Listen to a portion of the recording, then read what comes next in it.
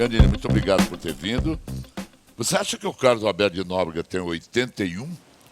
Bom, em primeiro Ou lugar, ele está aumentando a idade, porque ele está bem. eu que tenho que agradecer a oportunidade de estar aqui com o seu telespectador. Agora, ele não parece 81, né, Maurício? 75? Não, palavra de homem. Pra mim, ele tinha 80 e meio. Vai fazer 81 agora. Brincadeira, viu? agora. É brincadeira, hein, Carlos? Não, tá na moda agora, você aumenta a idade e as pessoas falam, nossa, como você está bem. Tá jovem, né?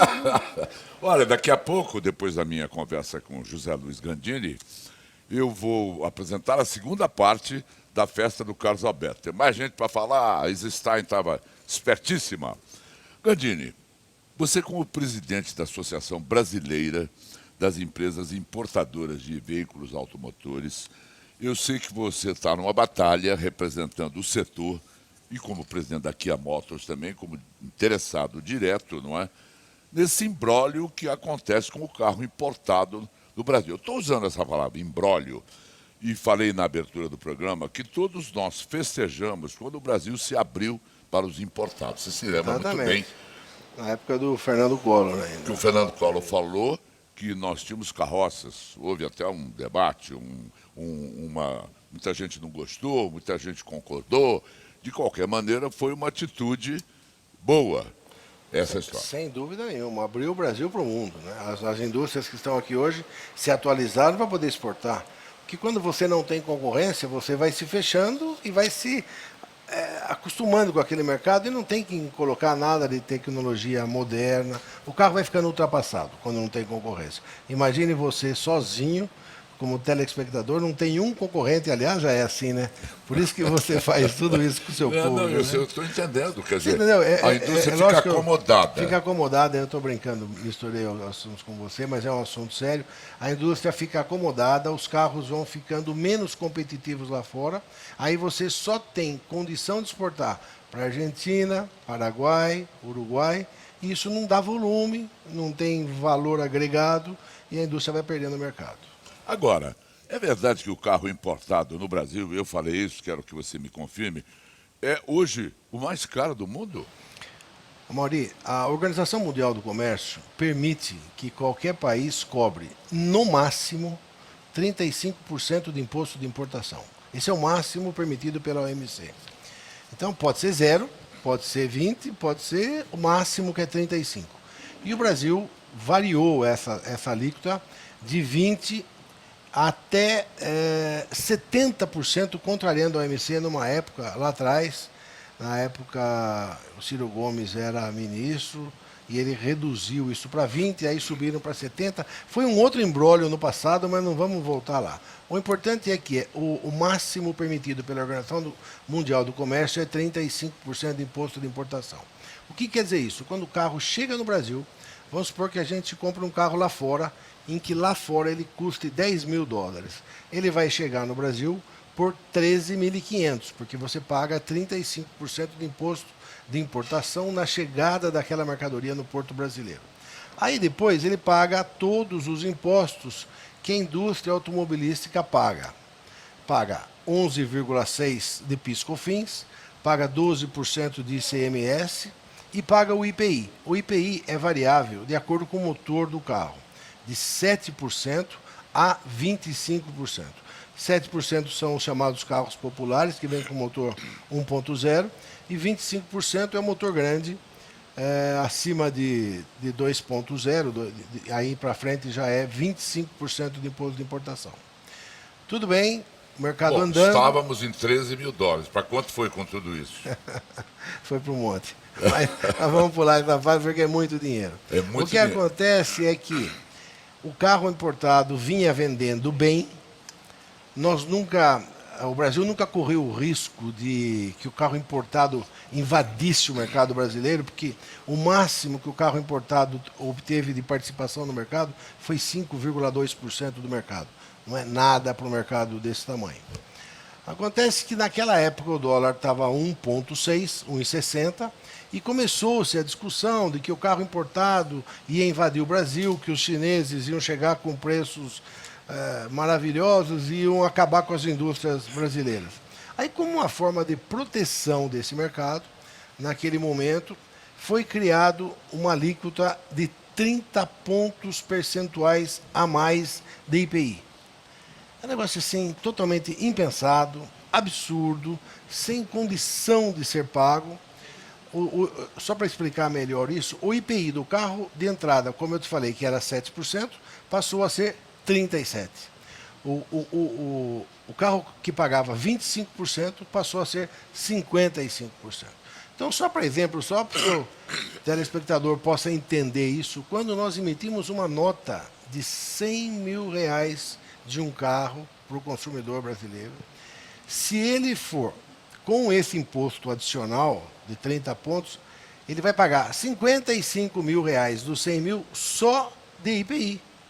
Depois de ter pago os 35% de imposto de importação, depois de ter pago os 12% de ICM e os 11,6% de PiscoFins. É uma loucura. É absurdo, entendeu? É impraticável, não dá para pagar. Naquele momento, eu pedi uma audiência com o ministro Pimentel, que era da Indústria e Comércio, e expus a situação. Falei, ministro, do jeito que está sendo feito, vai acabar com todas as marcas importadas no Brasil e nós vamos ter um problema seríssimo de pós-venda, porque quem comprou os carros exige uma garantia desse produto, nós somos obrigados a dar. Se nós não dermos essa garantia, porque vão fechar os concessionários, como é que vai ficar? Vai encher o Ministério de reclamações de clientes que compraram acreditando numa marca, acreditando num produto importado.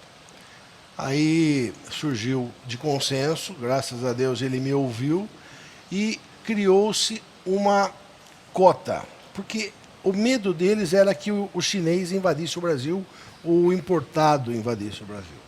Eu falei, ministro, vamos fazer o seguinte, vamos pegar os 3 últimos anos, que eram menores do que 2011, 2011 foi o auge do importado, foi o pico de vendas. Então nós pegamos a média de vendas de cada marca, de 2009, 2010 e 2011, e estipulou-se uma cota para cada marca. A marca que eu presido no Brasil, que é a Kia Motors, tínhamos vendido em 2011 80 mil carros. A minha média dos últimos 3 anos foi 52 mil carros. Então foi dado essa cota e dito o seguinte, quem vender até a sua cota não paga os 30 pontos de IPI adicionais. Isso significa que você pode, de repente, não conseguir atender a demanda do mercado porque não tem carro. Mas peraí, não É ficou isso? aí. Isso está pior ainda, deixa eu acabar o raciocínio.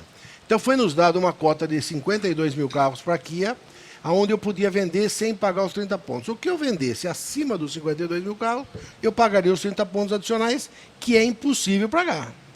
Muito bem. Na hora de redigir o decreto, Amorim, surgiu da cabeça de alguém, parágrafo B, não pode exceder a 4.800 carros por ano. Então, você veja bem, eu vendi 80 mil carros em 2011 e fui agraciado com uma cota de 4.800 carros para mim trabalhar sem o pagamento dos impostos adicionais, que são os 30 pontos de IPI. Totalmente absurdo, ninguém sabe de onde surgiu esses 4.800. 4.800 carros, gente, é 400 carros por mês. Nós tínhamos naquela época... Isso é para todo mundo. Para todas as marcas. Cada um tem a sua média, mas não pode exceder a 4.800. Então, falando de Kia, a Kia tinha naquela época 180 concessionários no Brasil. Eu com 400 carros por mês, dava uma média de 2 carros e meio por mês para cada concessionário. Absurdo. Absurdo, não tem lógica, é totalmente absurdo isso. E nós íamos trabalhando assim, pagando um pouco na cota, um pouco fora da cota, porque o dólar nos permitia, estava a 1,60. Hoje, com o dólar na faixa de 3, 3,10, é totalmente impossível pagar toda essa carga tributária no carro.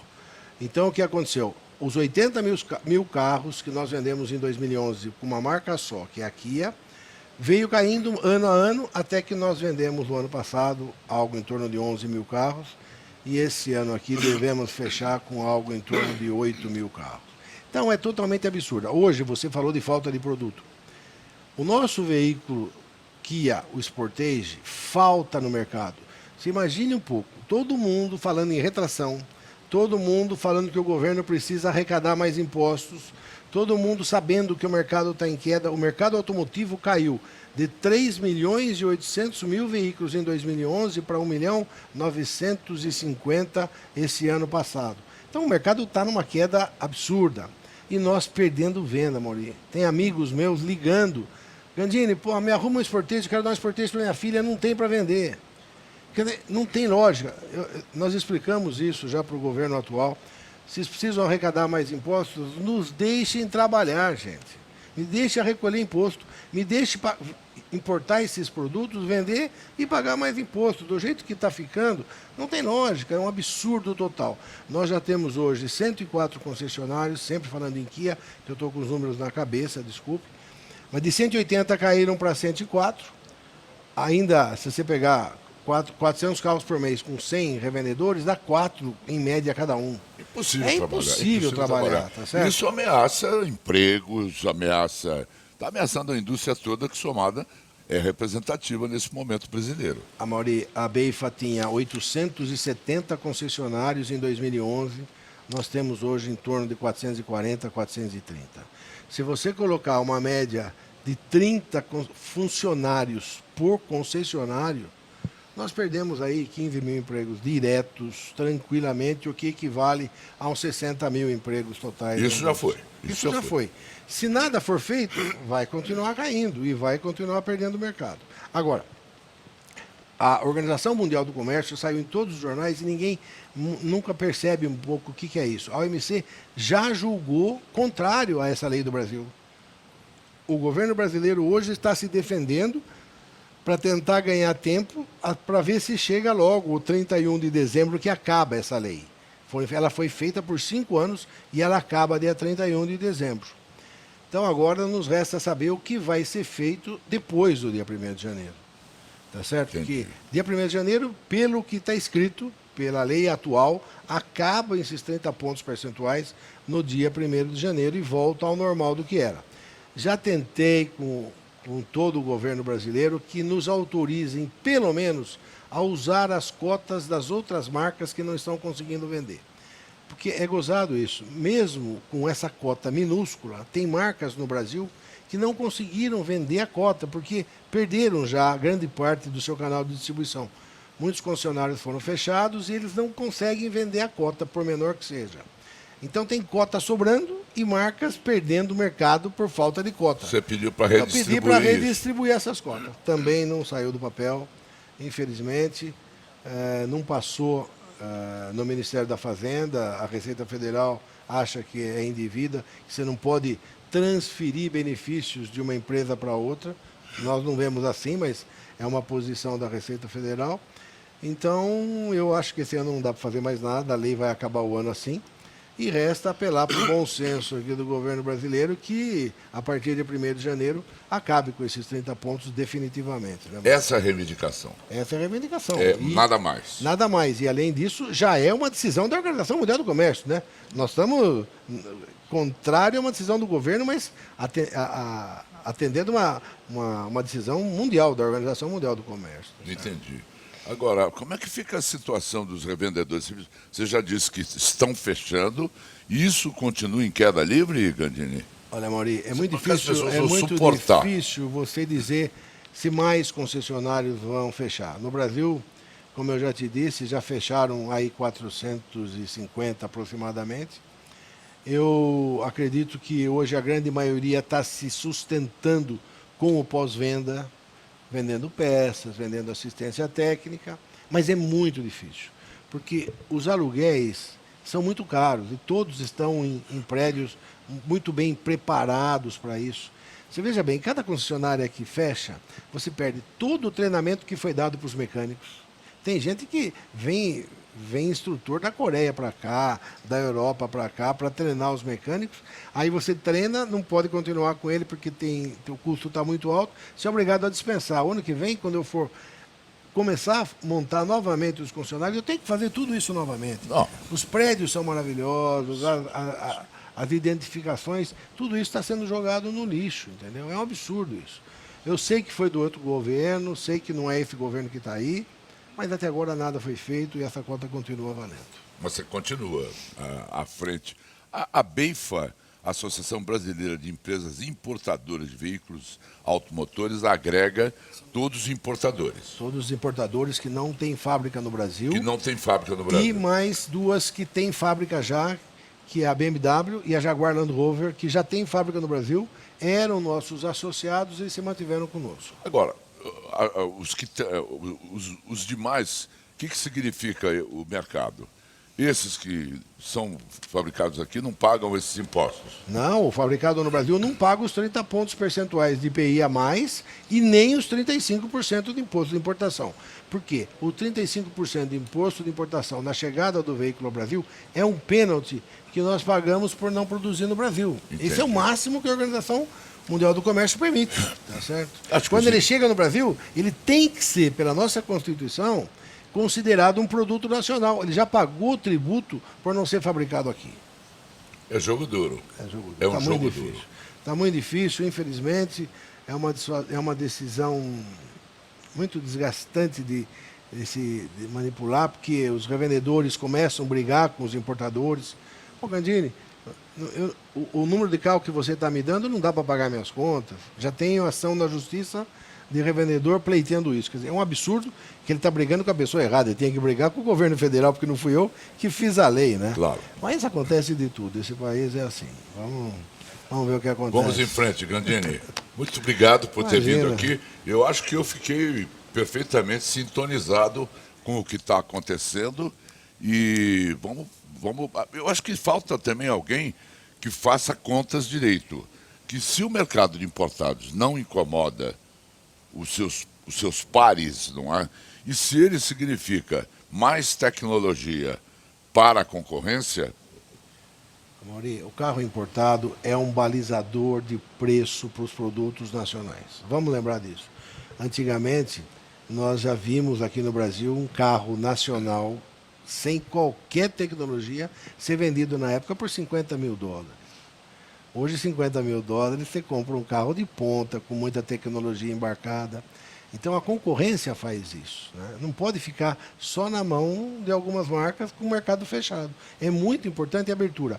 Você estando com os produtos mais atualizados, você consegue exportar para o mundo inteiro. Isso é a salvação da indústria. Numa queda, numa crise, é vender para fora, tá certo? É uma exportação. É o que nós a precisamos. agonia vai até o fim do ano ainda. Até o fim do ano. Ou, se a gente conseguir convencer os nossos governantes que está errado, que alguma coisa aconteça antes do fim do ano. Né? Estado emergencial. Tá Exatamente. certo. Obrigado, Grandini. Obrigado pela oportunidade. Sidney obrigado. Oliveira, que você também conhece, mandou lhe presentear, falar o Gandini com o presidente da ABEIFA, já sabe, muito vitaminado para poder argumentar com o governo, mandou um kit de vitaminas que hoje são produzidas nos Estados Unidos e tem a chancela dos organismos de controle de lá, e eu espero que você Que goste. bacana, o Sidney é um craque. Obrigado, Amaury. Foi um prazer mais uma vez estar com você, tá bom? Obrigado. Beijo na tchau. Leila Schuster. José Luiz Gandini.